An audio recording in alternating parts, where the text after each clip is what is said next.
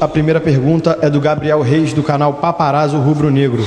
Boa noite, Renato. O VAR voltando a apitar o jogo, Bruno Henrique, mesmo de casa, postou no Twitter que se fosse ele, seria expulso. Agora, como explicar Rodinei na ponta tendo Kennedy no banco? E para que colocar 3 zagueiros e 3 volantes se o Flamengo, no primeiro tempo, jogando ofensivo, ditou o ritmo do jogo? Bom, é muito simples, né? É o que eu falo. As pessoas têm todo o direito de perguntar, mas não têm as informações nossas aqui dentro. O Kennedy, por exemplo, viajou com o tornozelo inchado. Ele havia machucado ontem no treino. E durante o intervalo do jogo, no momento que ele estava aquecendo, ele avisou a comissão técnica que não tinha as mínimas condições de entrar em campo, porque o tornozelo dele estava inchado e estava bastante dolorido. Então, não sei se vocês viram na televisão que quando começou o segundo tempo ele tirou a chuteira e começou a fazer o tratamento. Então, o Kennedy...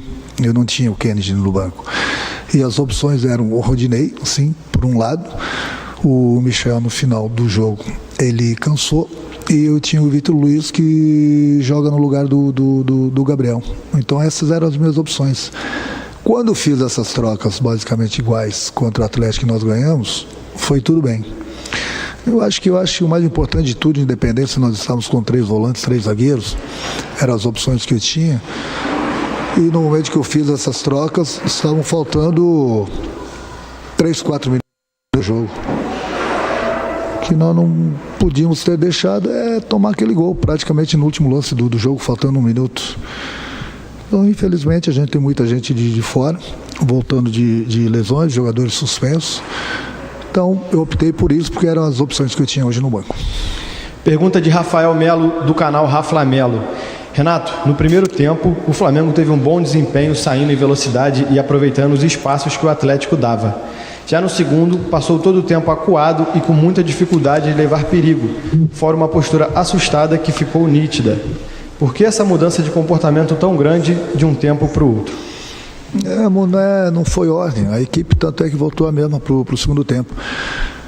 O problema é que o adversário começou a pressionar bastante, começou a empurrar a gente lá para trás. É uma coisa que acontece no futebol, não é só com o Flamengo não. O adversário vem pro tudo ou nada, começa a jogar bolas longas, você tem que se proteger e procurar sair rápido, principalmente quando você tiver a bola. Tentamos isso algumas vezes, infelizmente não foi possível. Continuamos tomando a pressão, infelizmente tomamos um gol. E depois, no momento, volta a repetir das substituições, praticamente a bola não podia nem chegar mais próximo da nossa área. Faltando 2 minutos, infelizmente tomamos um gol de bola parada. Pergunta do Mauro Santana, do canal do Mauro Santana. Ainda há chance para o Flamengo no Brasileirão? Enquanto houver a chance, o Flamengo vai brigar. De hoje para amanhã, nós diminuímos mais 1 ponto em relação ao Atlético. O Atlético tem o jogo dele amanhã, depois nós temos nossos jogos atrasados. Tem muita coisa ainda para acontecer no Brasileiro. E eu continuo acreditando muito no Brasileiro, da mesma forma que o meu grupo está acreditando. Pergunta do Sidão Marinho, da Litoral News. Renato, é normal uma equipe apresentar apagões durante os jogos de maneira frequente?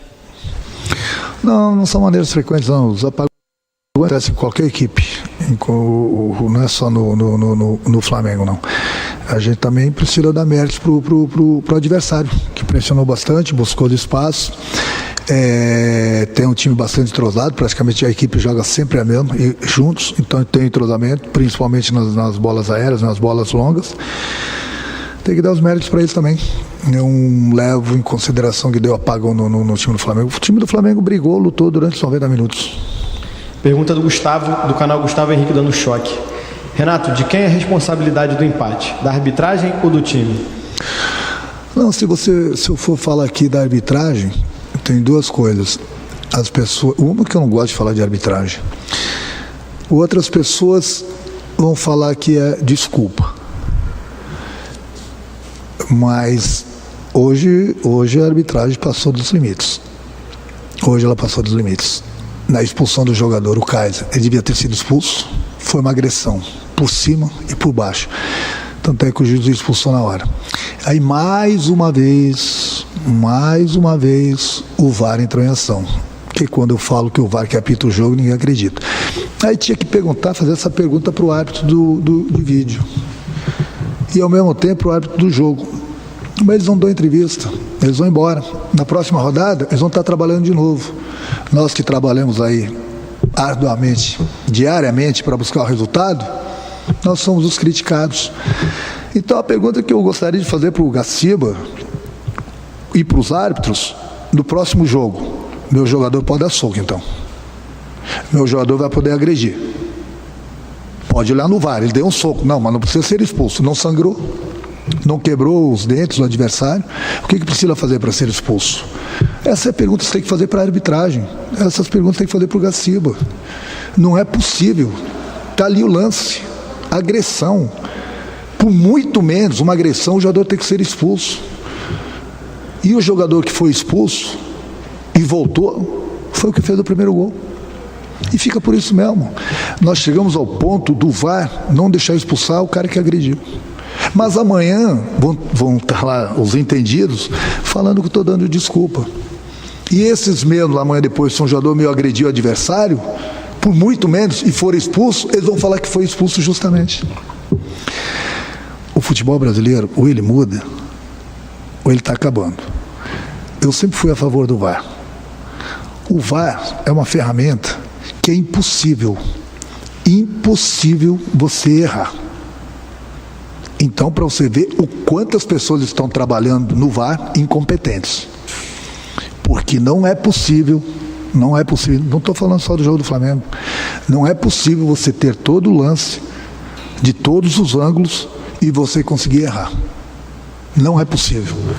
Não é possível. Sinceramente, não é possível. Ou se muda isso, ou o VAR vai continuar apitando o jogo. Eu gostaria de saber o árbitro do VAR hoje, num próximo jogo, se ele estiver apitando e tiver uma agressão dessa dentro do campo, você não vai expulsar o jogador. Eu gostaria de saber isso. Já que nós chegamos a um ponto de termos agressões do futebol permitidas, mas amanhã eu volto a repetir, vão ter os entendidos.